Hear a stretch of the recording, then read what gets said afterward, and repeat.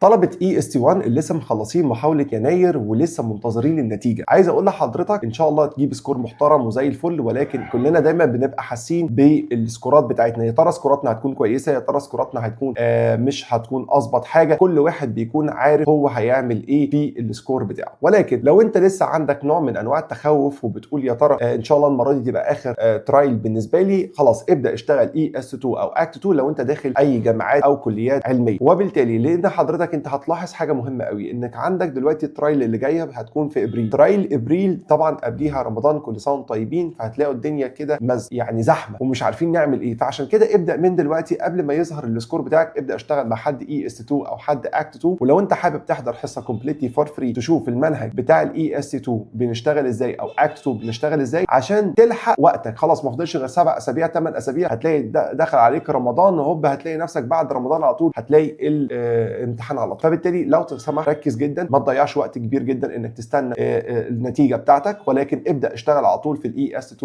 ان شاء الله. بالتوفيق لكل اولادنا وبناتنا. لو انت حابب تجوين معانا ابعت لي على الواتساب اللي هيظهر لك دلوقتي، وان شاء الله بالتوفيق ليكم كلكم، وتطلع درجه كويسه باذن الله على السكور اللي جاي ان شاء الله. اشوفكم على خير. معكم امير حميد.